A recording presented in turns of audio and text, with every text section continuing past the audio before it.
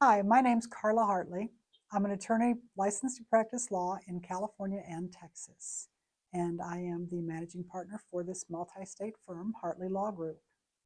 Today I'm going to be talking about the disconnect people feel when they walk into the court as a layperson and what you experience as the conflict of your morality with the morality of the law. I hope you find this helpful to your understanding of that kind of disconnect.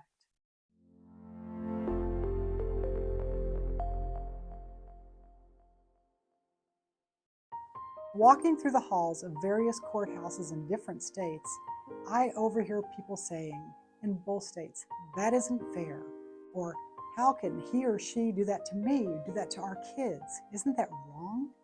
And the essential unvoiced question is always, how can the court allow that?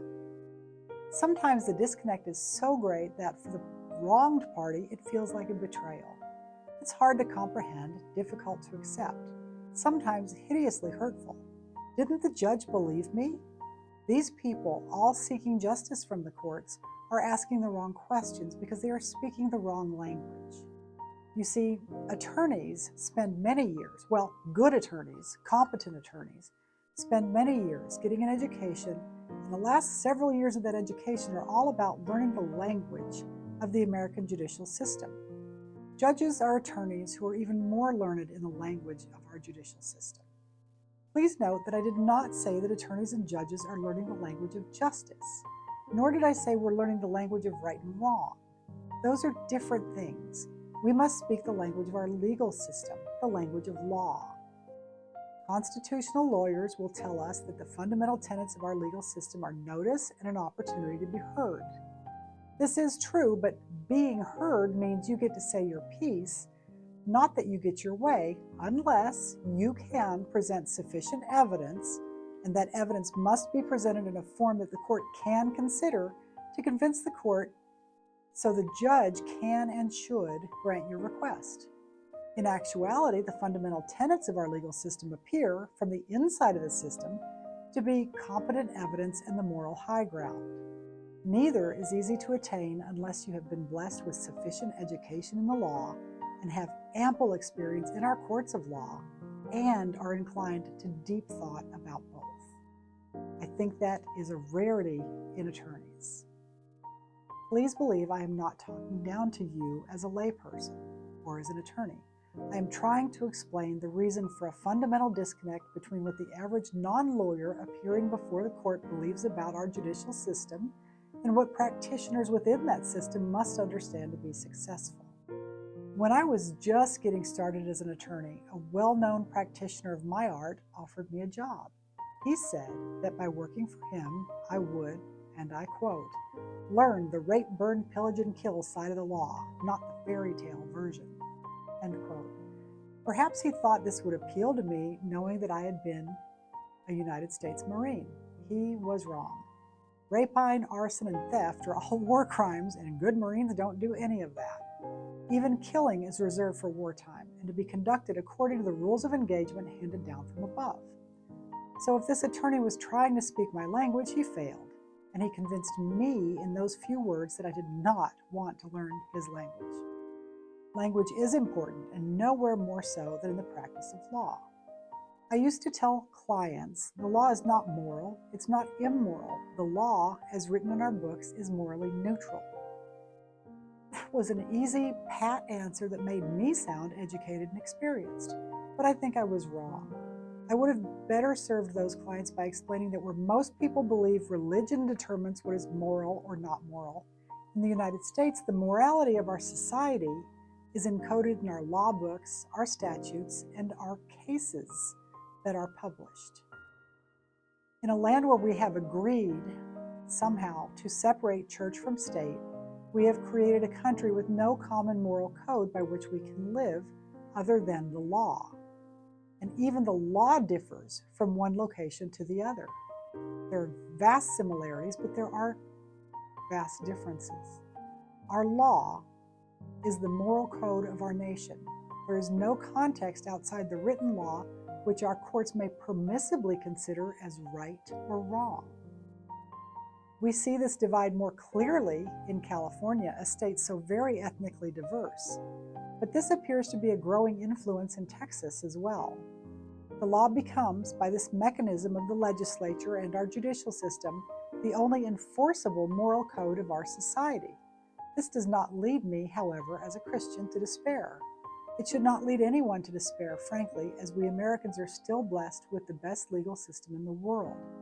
A study of our law shows it grows out of the long and beautiful history of first the Old Testament and later the higher points of Roman law, corrupted during the Middle Ages, granted, but resurrected in part in the Magna Carta and much later in our own Constitution and Bill of Rights. Most legal codes agree that certain behavior is wrong. Most demand simple justice. You did this bad thing, you get this punishment. Our legal code allows for that beautiful element of mercy to be blended with justice. The history of the law shows us that the Old Testament is the first legal code which allows for mercy to be blended with justice, producing judgment. In that context, judgment is not always a harsh thing. It is a measurement of what is just.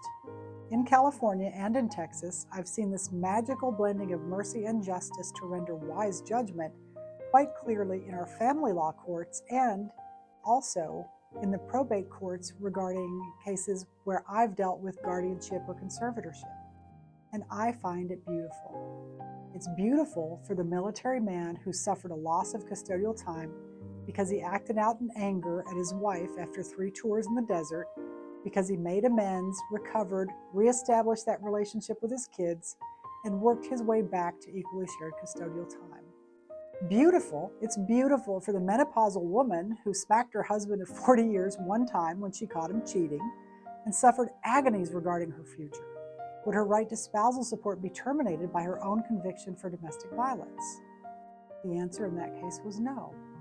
The court stated that was merely one factor of many that must be considered, and she did, after all, receive an award of spousal support or alimony that will allow her to live with a measure of security.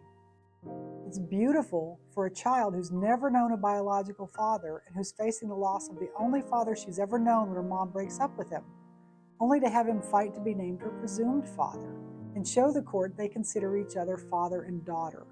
In spite of her mom's new boyfriend, the child finds she gets to keep the man who has raised her from an infant as her dad.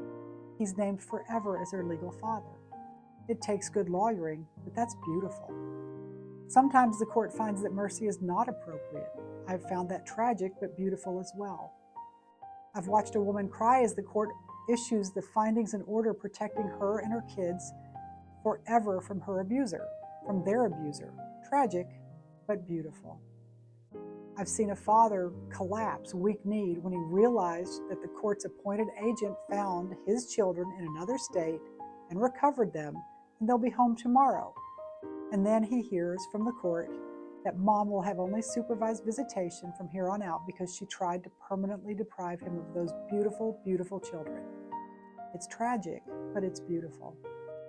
The court's decision to award 100%, not merely half of an extremely large concealed community property asset, to the party had to jump through years of legal hoops to find it and to prove the other party's concealment of the asset was intentional.